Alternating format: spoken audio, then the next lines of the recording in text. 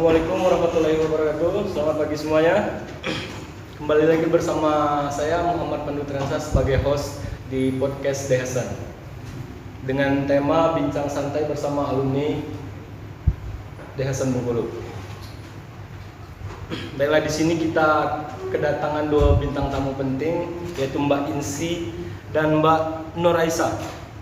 Mbak Nur Aisyah ini adalah gadis perwakilan Bengkulu wakil 3, dan Mbak Insi ini adalah owner penjahit Insi yang ada di Kota Bengkulu, salah satu penjahit besar insya Allah yang ada di Kota Bengkulu. Amin. Belas, di sini saya akan sedikit menjelaskan tentang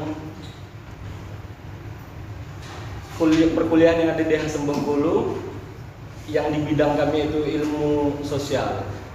Setelah lulus di fakultas ini, selain bisa berkiprah di instansi pemerintahan, juga bisa bekerja seperti Mbak Insi, membuka usaha sendiri. Baik, di sini saya akan bertanya sedikit kepada Mbak Nur Aisyah terlebih dahulu sebagai gadis Bengkulu wakil 3.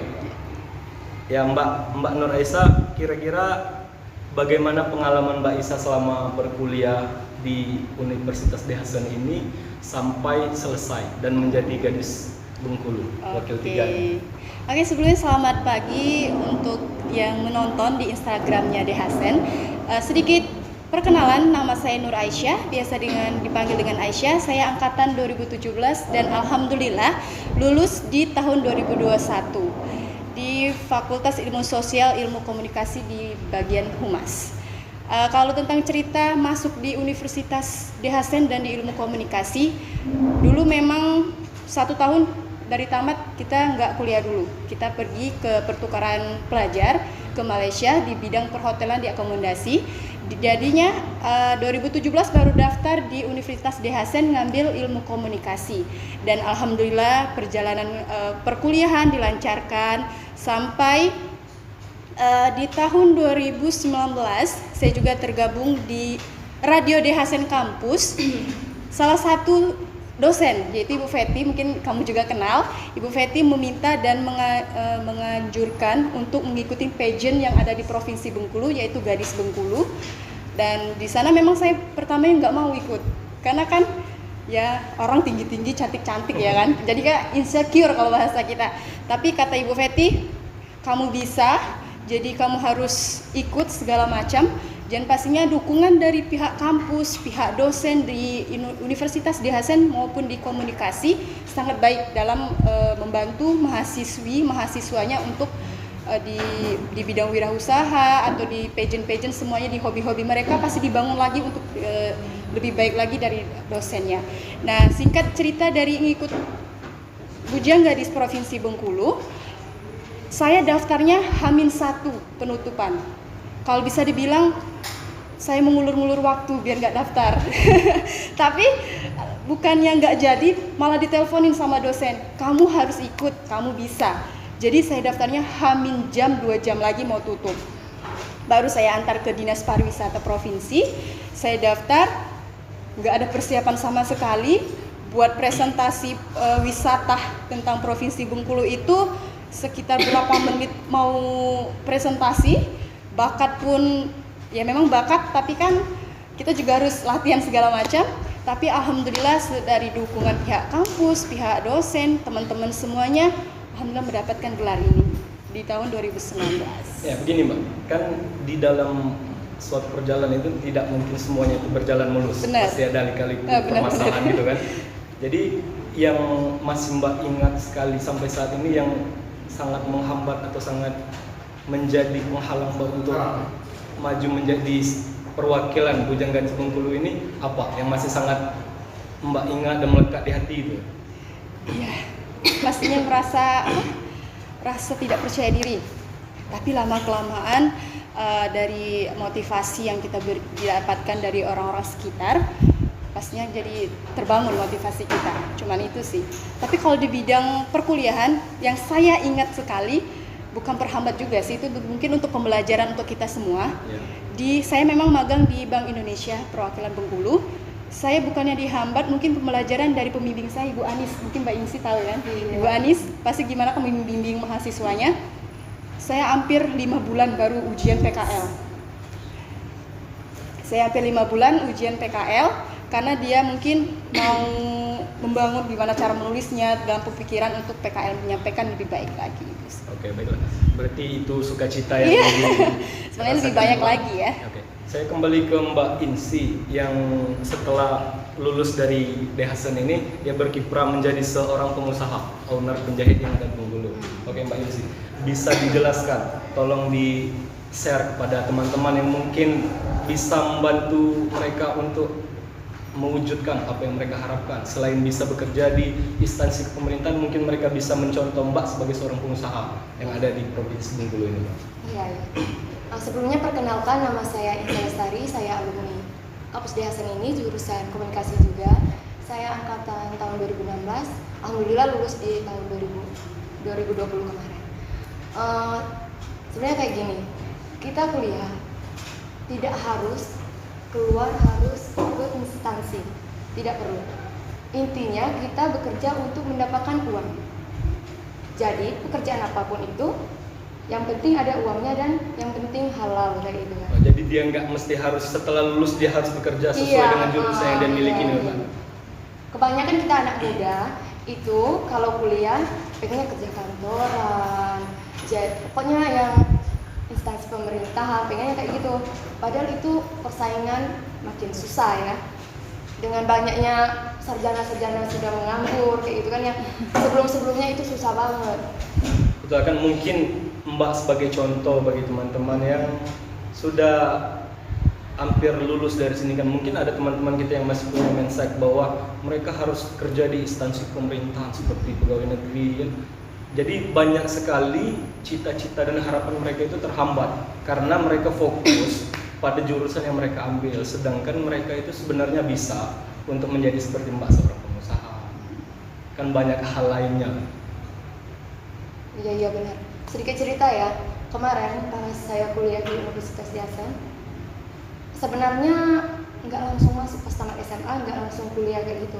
Tapi 1 tahun nganggur dulu karena memang kemarin itu rencananya mau langsung kuliah, tapi karena keadaan ekonomi keluarga yang belum mendukung, jadi istirahat break 1 tahun itu mencari pekerjaan dan alhamdulillah kemarin ada salah satu penjahit di Kota Bengkulu yang nawarin.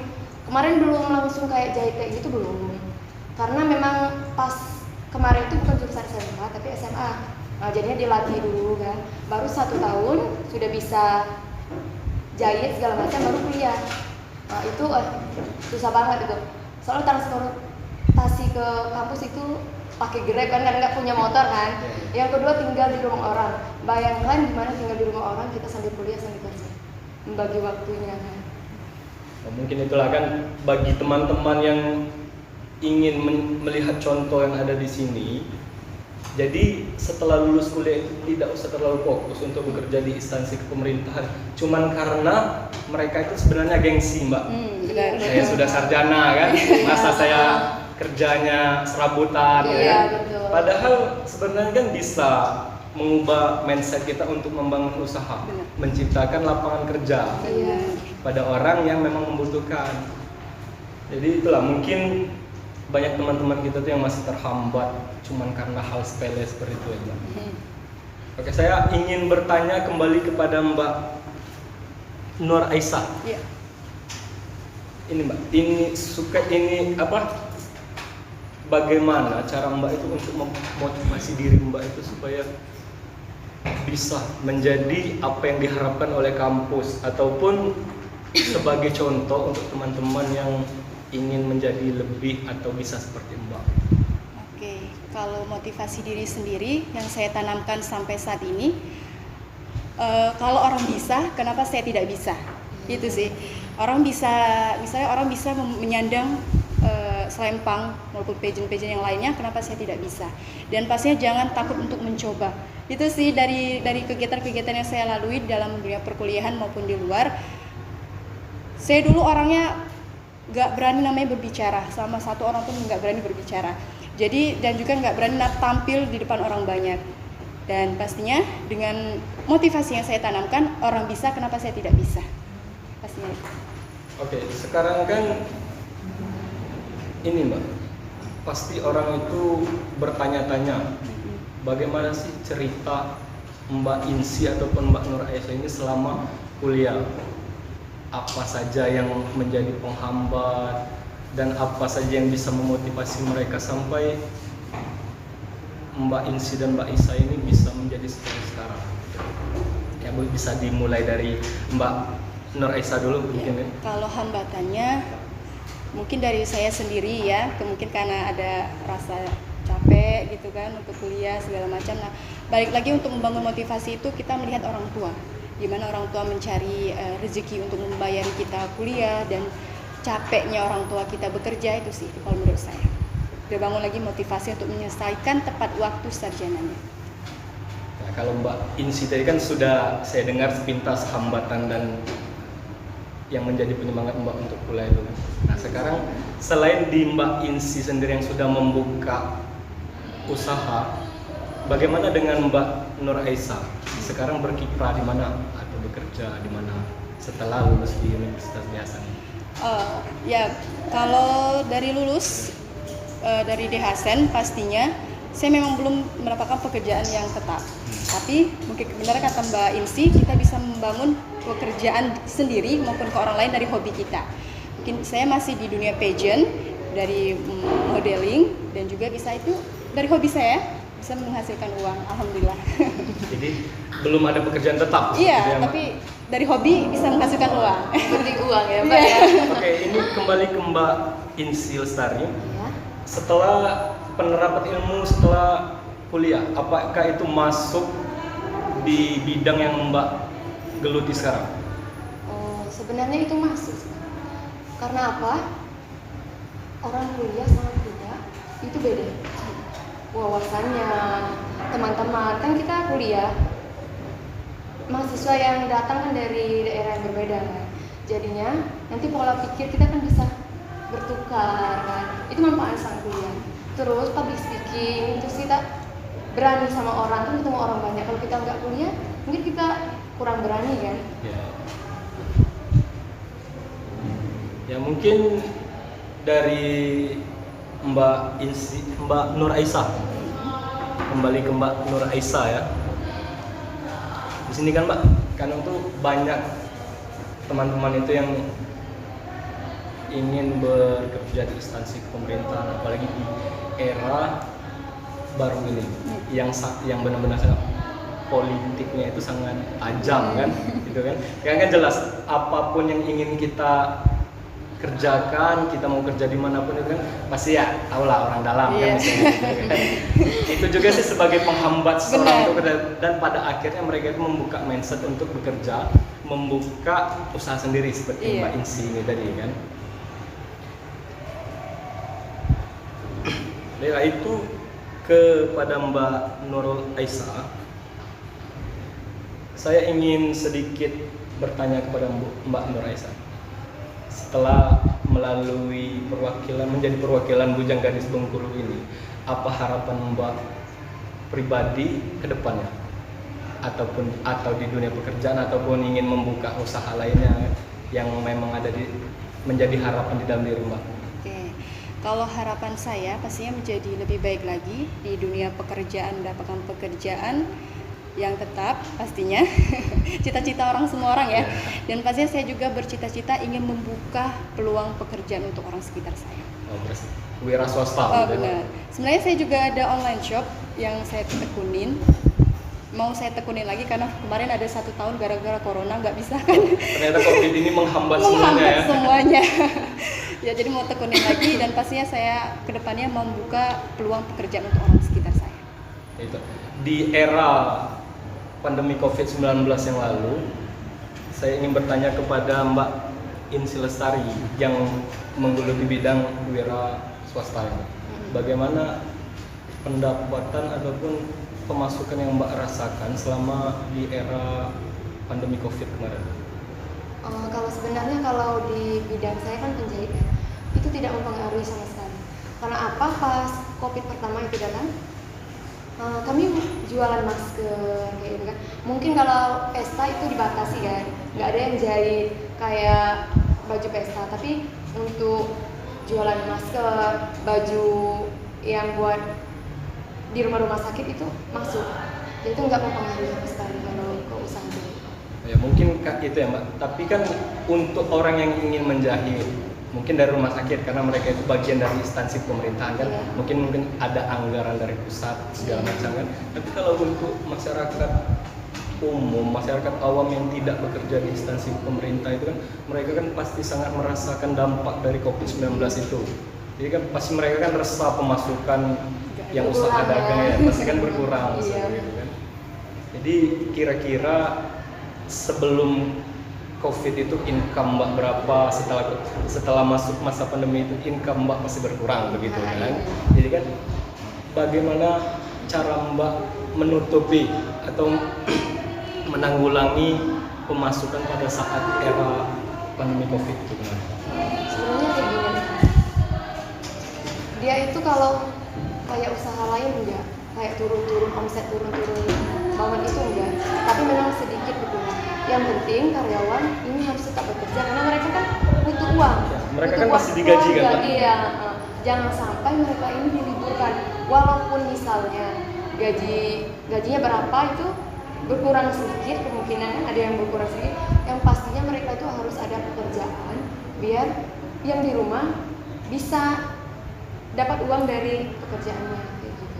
Ya, mungkin ada teman-teman kita yang menonton acara podcast ini yang ada di ini live IG, yang ada di IG mungkin ingin bertanya kepada Mbak berdua ini kan, mungkin ada pertanyaan-pertanyaan yang mungkin mereka ingin ajukan kepada Mbak berdua ini ataupun kepada Mbak Insi ataupun Mbak Nur, apa sebagai Mbak Insi sebagai pengusaha, apa bagaimana caranya untuk membangun usaha itu, ataupun dengan Mbak Nur Aisyah bagaimana cara untuk memotivasi diri untuk menjadi lebih baik lagi, untuk bisa masuk bergabung seperti Mbak Nur Aisyah ini ya. Mungkin ada pertanyaan-pertanyaan dari teman dari live IG ini yang ingin dimasukkan kepada Mbak berdua nih, kepada ini, dan ada salah satu dari penonton kita nih yang nama akun Instagramnya Nindya0503 Mbak. Iya. Dia itu ingin bertanya, ilmu komunikasi sangat bermanfaat atau tidak saat mengikuti Bujang Gadis kemarin Mbak? Sangat bermanfaat karena Bujang Gadis Provinsi Bengkulu pastinya kan mempromosikan adat istiadat dan pariwisata di Provinsi Bengkulu. Gak mungkin kita tidak berbicara dan berkomunikasi di orang banyak, dan juga mempromosikan wisata. Jadi pelajaran-pelajaran yang ada di komunikasi bisa membantu dalam saya sendiri pastinya untuk mempromosikan atau memasarkan wisata-wisata dan adat istiadat yang ada di Provinsi Bengkulu. Pastinya sangat bermanfaat sekali. Tergantung cara kita mengaplikasikan ilmu kita itu ya Mas. Sebenarnya di dalam jurusan apapun kalau ingin menjadi Pasti ada manfaat. perwakilan Bujang Gadis itu sebenarnya cara kita mengaplikasikan ilmu aja sebenarnya gitu ya Mbak. Ya mungkin nanti kan ada yang juga ingin bertanya kepada Mbak Insi kan, bagaimana cara membuka usaha itu kan? Apa saja yang diperlukan. Sebenarnya sih kalau masalah sarjana ataupun tidak sarjana, kalau ingin membuka usaha itu sebenarnya kan tidak dikatakan tidak perlu kita salah kan? Ya, perlu ya. Ya perlu kan? Yang jelasnya kan cara berpikir seseorang yang menjalani pendidikan itu sangat beda dengan orang yang tidak menjalani pendidikan itu. Iya, betul. Tapi tidak berarti kita menjatuhkan orang yang tidak melakukan kuliah segala macam gitu ya Pak. Oke, ada pertanyaan lagi kepada Mbak Insi. Bagaimana meyakinkan diri untuk membuka usaha itu Mbak? Mungkin kan ada teman kita yang saya ini mau membuka usaha, ya takut kan, takut modal, takut rugi. Padahal kita kan harus punya keberanian rugi sebenarnya kalau membuka usaha itu kan. Kita kan sebenarnya nggak usah mengharapkan keuntungan. Kalau keuntungan itu kan hal yang kita cari dan bonus bagi kita kan. Tapi kita itu harus menerima kemungkinan terburuk di dalam hidup kita itu adalah sebuah kegagalan dan kehancuran. Kira-kira bagaimana ya kan? Bagaimana cara Mbak itu meyakinkan diri untuk membuka usaha itu? Mungkin nanti bisa dicontoh oleh teman-teman kita yang menonton acara ini ya. Yang paling duluan itu kalau kita mau buka usaha, tujuannya itu apa? Benar. Misalnya, atau apa yang jadi tujuan kita, atau orang tua kah, atau kakak, adik, keluarga, pokoknya semuanya itu bisa jadi tujuan utama ya, tujuan utama. Kalau modal itu belakangan. Yang penting kita ada usaha. Kalau ada usaha nanti modal mengikuti. Yang pastinya pertama nabung itu perlu ya, pas kuliah itu perlu banget itu nabung. Memang walaupun dikit-dikit itu harus tetap. Kan kita kalau buka usaha nggak harus kayak yang langsung gede. Kan bisa usaha-usaha di rumah juga bisa. Kalau modal itu pokoknya yang kesekian lah itu modal ya. Yang penting kemauan. Kalau untuk meyakinkan diri, ya karena banyaknya pengangguran kan. Itu Jadi mungkin membuat kita sulit itu mau tak mau untuk melakukan buka itu. usaha. Terus untuk membuka peluang usaha biar bermanfaat buat orang banyak. Ya, sebenarnya seperti Mbak Nur Aisyah ya, yang bergelut di dunia model ini. Sebenarnya itu tuh sebenarnya Mbak dengan Mbak Insi itu sebenarnya bisa berkolaborasi kan? Iya bisa. Seharusnya kalian itu berkolaborasi. Penjahit itu kan juga butuh relasi kan? Iya betul. Kita mempromosikan usaha kita, kualitas jahitan kita kan gitu. Iya. Oke, saya akan bertanya satu lagi Mbak. Bagaimana mengupayakan agar memiliki ide karir yang sangat bagus, yang sehingga bisa membuat kita itu sukses? Singkat saja sih. Yang pertama itu circle pertemanan. Oh, relasi. Iya.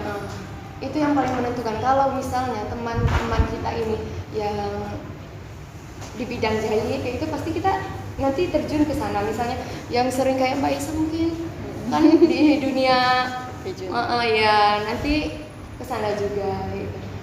Misalnya kita circle pertemanan kita yang males-malesan gitu, nanti kita pasti akan ikut. Iya, circle pertemanan itu yang paling penting kayak gitu kan. Tujuan hidup misalnya, benar kata Mbak Aisyah tadi, kalau orang bisa kenapa kita tidak? Kayak gitu kan. Orang bisa beli mobil, kita harus bisa. Orang bisa punya rumah. Yang penting itu tanamkan keyakinan dan kemauan. Kalau kita yakin, insya Allah iya. Kan kayak gini, apa yang kita pikirkan itu yang kita dapatkan. Misalnya kalau kita mikirnya, paling nanti cuma ini, cuma kayak gitu juga hasilnya. Tapi kalau kita tahun ini kalau saya kayak gini, misalnya di dalam buku itu memang benar-benar ditulis tahun ini target apa, tahun ini target buka usaha, oke. Tahun ini target rumah, oke. Tahun ini target mobil, oke. Itu harus ditanamkan. Kalau kita nggak punya target, susah. Nabung kita nggak ada target, bingung kita kan. Iya. Harus diawali dengan mimpi kalau semua. kita bisa sukses di usia muda, kenapa harus menunggu tua kan? Kalau bisa Mumpung masih sekarang, ya, kenapa harus nanti? iya, mumpung badan masih kuat, semangat kita masih tinggi-tingginya kan. Untuk harapan kedepannya kepada Mbak Insi dan Mbak Nur Aisyah, untuk harapan kedepannya kepada generasi penerus yang ada di kampus DHSN ini. Kalau harapannya sih dari diri sendiri untuk kalian semua, insecure memang boleh tapi jangan terlalu insecure ya. Kalau kita terlalu insecure nanti kita nggak berani untuk menunjukkan jati diri kita ke depan orang banyak. Dan pastinya mau ngikutin motivasi saya sendiri boleh juga, orang bisa kenapa kita tidak bisa. Dan pastinya ikutin hobi yang kalian punya, jalanin terus, pastinya itu nanti bisa membangun kita sendiri untuk menjadi lebih baik lagi. Oke, itu sebagian motivasi dari Mbak Nur yang sebagai perwakilan penjaga Bengkulu. Sekarang saya minta motivasi dari Mbak Insi Lestari sebagai seorang pengusaha untuk membuka mindset adik-adik kita selain ini. Iya, untuk adik-adik tingkat semuanya. Pokoknya selesaikan dulu kuliah, udah itu cari skill kita di bidang mana. Tidak harus kantoran, tidak harus PNS, tidak harus pegawai bank. Yang pastinya kita harus punya penghasilan. Kalau kita kerja di bidang pemerintahan, kita kan gaji kita memang sudah diukur. Kalau kita berwirausaha enggak bisa, misalnya kalau gaji biasanya 4 juta kita bisa 10, 20 itu bisa kita gapai. Jadi nggak ada keterbatasan kayak gitu. Kalau kita sering bekerja ya penghasilannya banyak kayak gitu. Pokoknya jangan malas. Intinya itu pertemanan tadi. Pertemanan itu sangat penting. Kalau Karena relasi itu untuk membangun sebuah iya usaha betul. itu sangat penting. Jangan takut juga. Jangan takut. Iya, pokoknya kan takut mencoba ini ya. Banyak orang itu takut mencoba sehingga menghambat mereka untuk maju. Iya. Di Banyak titik itu. bertanya-tanya bagaimana sih, gimana sih ingin seperti ini. Langkah Tapi awal. mereka itu tidak pernah membuka langkah mereka, membuka diri mereka itu untuk coba melakukan hal tersebut. Iya. Hanya menanamkan di pikiran berhayal sehingga menghambat kan. Banyak itu menjadi Iya, kenyataan kan. karena kita anak-anak muda ini kayak gini, memang banyak rencana, tapi nggak action Dijalankan. kayak gitu. Jadinya tuh tertunda kayak gitu. Coba kalau pas tamat kuliah langsung terjun ini, tunggu sebentar. Lama-lama kan usia bertambah, semakin malas juga. Actionnya ini yang kurang anak-anak muda ini. Oke, Mbak. Di penghujung acara kita ini kan pasti banyak penonton kita ini yang bertanya-tanya. Di usia muda sudah sukses. Pada Mbak Amin. berdua ini, Amin. mungkin ada yang bertanya-tanya, Mbak berdua ini, Mbak Nur atau Mbak Insi ini sudah memiliki pasangan kah atau sudah menikah kan? Kan kita ingat pasti ada kan yang bertanya-tanya kan? Iya. Karena cowok-cowok yang nonton itu pasti ada bertanya, Mbak Insi ini sudah muda, sukses ya? Amin. Udah ada pasangan belum? Pasti kan ada yang bertanya-tanya. Itu juga sama Mbak Nur. Kira-kira dengan Mbak Insi dengan usia muda yang sudah sukses ini, kira-kira sudah memiliki pasangan atau belum? Mungkin ada yang bertanya. Mungkin itu juga yang bisa membuat mereka, memotivasi mereka itu untuk Semangat ya. semangat ya. Oh, saya harus membuka usaha juga untuk mendekati Mbak Insi, kan? Katanya kan gitu kan? Kan kita nggak tahu. Oh iya. Nah, saya juga harus membuka semangat, keberanian, semangat untuk mendekati Mbak Nur ya, supaya bisa menjadi perwakilan Bujang Gadis periode selanjutnya gitu kan? Oke. Saya nggak tahu. Kalau saya sendiri doakan saja. Oh, berarti kalau doakan saja itu belum ya? Akan tapi. Akan ke tahap selanjutnya. Amin. Dan pastinya untuk teman-teman semua, untuk mahasiswa-mahasiswi di Universitas di Asen maupun di luar Universitas di Asen, sekarang masih dibuka pendaftaran pemilihan Bujang Gadis Provinsi Bengkulu. Jadi kalian yang dari kabupaten manapun boleh daftar, boleh dikepoin di Instagram Bujang Gadis Provinsi Bengkulu. Yang mau daftar dan mau gabung bertemu saya. Oh, itu bagian dari promosi Iya, juga. benar. Setelah lulus juga itu harus tetap mempromosikan Benar. kualitas yang ada di Universitas Desen. Iya. Oke, di pengunjung acara ini kita Pak, kita akan mengumumkan pemenang pertanyaan yang akan diumumkan oleh admin. Benar. Benar kan? Lewat WA nanti akan dihubungi oleh admin kita ya, yang sudah bertanya tadi, Oke. yang sudah dipilih oleh tim kreatif kita. Oke, itulah akhir dari pertanyaan saya Mbak Insi dan Mbak Lestari. Terima kasih banyak sudah meluangkan waktunya yang sangat penting dan sangat berguna ini. Mungkin ruang sempit diskusi kita ini bisa menjadi wawasan lebar untuk adik dan teman-teman kita untuk membuka peluang usaha ataupun ingin memotivasi diri mereka untuk menjadi lebih baik lagi, Iya. atau ingin menjadi perwakilan Bujang Gadis Bengkulu periode selanjutnya. Itulah Mbak Insi dan Mbak Nur. Terima kasih atas waktunya, lebih dan kurang saya mohon maaf. Iya. Dan saya bersama rekan tim saya mengucapkan terima kasih atas segala waktunya, lebih dan kurang saya mohon maaf. Wabillahi taufiq wal hidayah. Assalamualaikum warahmatullahi wabarakatuh. Waalaikumsalam warahmatullahi wabarakatuh.